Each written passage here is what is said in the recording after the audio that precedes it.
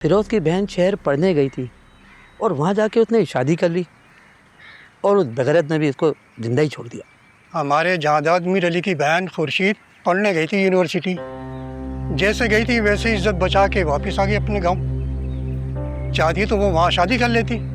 ऐसा तो नहीं कि लड़कियाँ पढ़ने नहीं जाती, जाती हैं, मगर अपने ख़ानदान की इज्जत बचाना जानती है और ख़ानदान के किसी मर्द में दम होना चाहिए। हाँ जी, चले।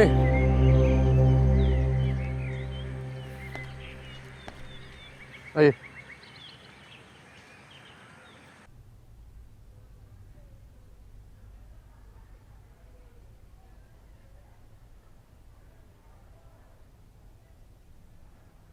पैसों का बंदोबस्त हो गया। बस जैसे ही मेरे अकाउंट में आते हैं मैं हॉस्पिटल में जमा करवा दूंगा। है? अब बाबा का दिल ठीक हो जाएगा? कोशिश करेंगे पूरी। डॉक्टर, बाबा मेरी वजह से बीमार हुए हैं ना? ऐसा हरगिज कुछ नहीं है। तुम तो इतनी अच्छी बेटी हो, अपने बाप के लिए इतनी दुआएं कर रही हो। वैसे नाम क्या है तुम्हारा? सुंदरी। सुंदरी, कमाल है। जैसा नाम वैसी सूरत। मेरे कहने का मतलब है कि प्यारा है नाम। पता नहीं, बाबा ने रखा है। सुंदरी, ये जो इंसान के नसीब की तकलीफें होती हैं ना, वो कुछ भी कर ले उसकी जिंदगी में आकर ही रहती है। तकदीर बड़ी सख्त चीज है। ये अज़ल से लेके आज तक ना इससे कोई इंसान जीत सका है और ना जीत सकेगा। दुख, दर्द, आजमाइश, जब तक ये जिंदगी चलती रहती है ना, ये सब भी साथ साथ ही चलते हैं। तो फिर खुशी और सुख साथ साथ क्यों नहीं चलते?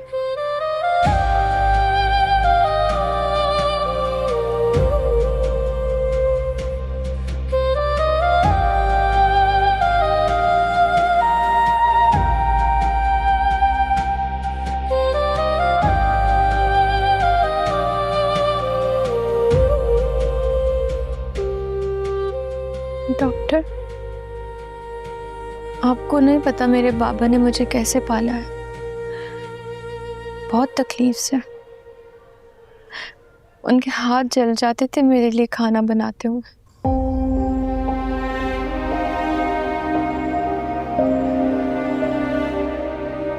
माँ बनकर मेरे कपड़े धोते थे।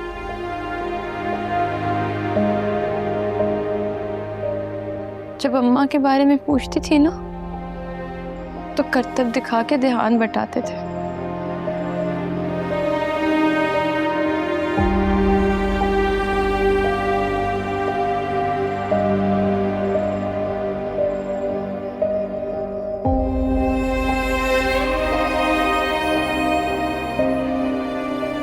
मुझे मेरे बाबा चाहिए डॉक्टर। अब ख्याल रखने की बारी ना मेरी है।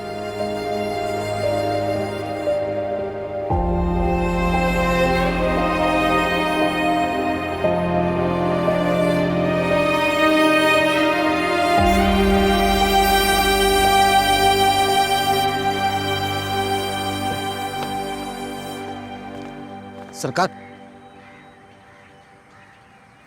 अब क्या हुआ है, बोलो। सरकार, खुर्शीद बीबी ने अपने अकाउंट से 4 लाख रुपए डॉक्टर गुलाम के अकाउंट में जमा कराने को कहा। गुलाम के अकाउंट में? जी सरकार। तुमसे किसने कहा? जी बादशाह सरकार ने। एक तो ये बादशाह खुद अपने पैर पे कुल्हाड़ी मारता है। सरकार, पहले भी उन्होंने कहा था तो आप मुझ पर बड़े नाराज हुए थे। अब जैसे उन्होंने कहा तो मैं आपको बताने के लिए आ गया कि उन्होंने आपके अकाउंट से जमा कराने का कहा होता तो मैं मना कर देता, मगर खुर्शीद बीबी ने अपने अकाउंट से जमा कराने का कहा है तो कराने पड़ेंगे।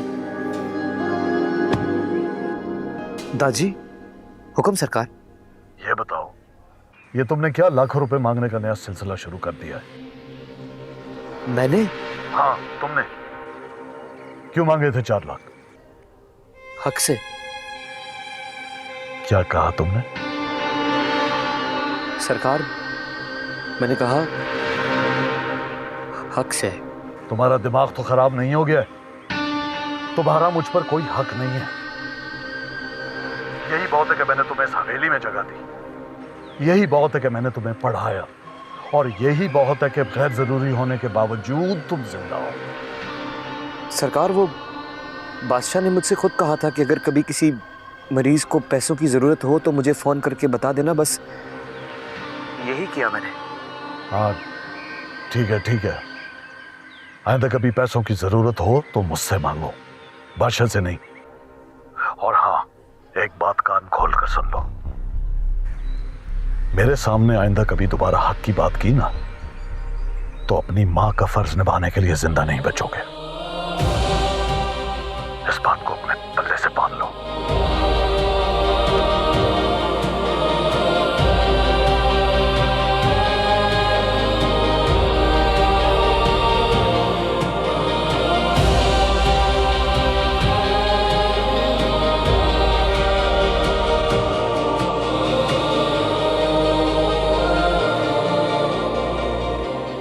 क्यों माँ?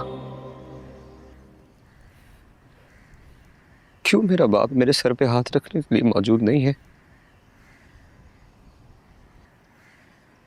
क्यों ये पूरा जमाना नाजायज कह के पुकारता है तेरे बेटे को? क्यों उन्हें तू नजर नहीं आती? क्यों उन्हें तेरा निकाहनामा दिखाई नहीं देता? वो निकाहनामा नहीं है बेटा, वो तो एहसान है तेरे बाप का। मेरे बाप ने तो कुछ रकम के एवज मुझे बेच दिया था। जो मर्द औरत को खरीद कर निकाह करते हैं ना, वो उनका एहसान होता है। तेरे बाप का एहसान था बेटा मेरे पे। अम्मा, खुदा की कसम बहुत दिल करता है मेरा, जब मैं जायदाद को यूं सामने देखता हूं ना, मेरा दिल करता है मैं यूं गले लगा लूं उन्हें।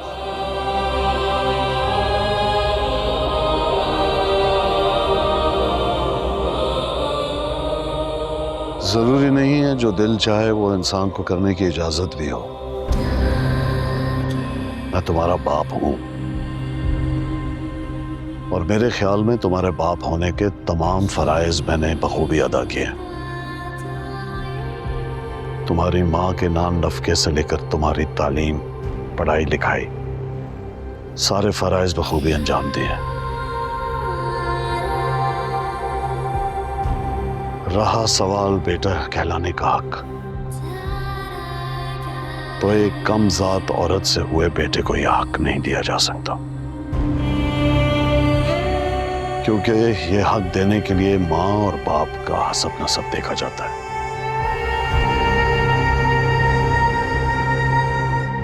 हाँ, मैं यहाँ ये कहने आया था कि आजकल बादशाह को धमकियों के मैसेजेस मिल रहे हैं। जब तक इलेक्शन खत्म ना हो जाए तुम साए की तरह उसकी निगरानी करोगे, क्योंकि मुझे यकीन है कि अगर कोई बुरा वक्त आया तो तुम अपनी जान की कुर्बानी देने से भी दलेर नहीं करोगे। Am I clear? जो हुक्म आपका।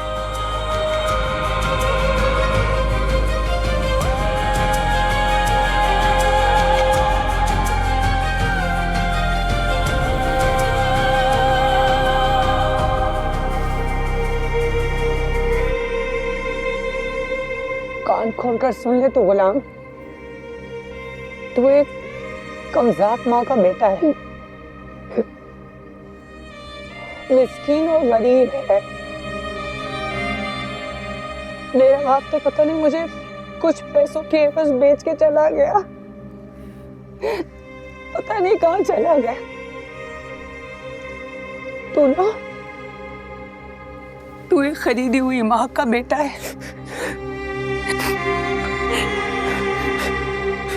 सुन रहा है ना तू यतीम है, नहीं है तेरा कोई भी बाप। याद रखना जो बोल रही हूँ मैं।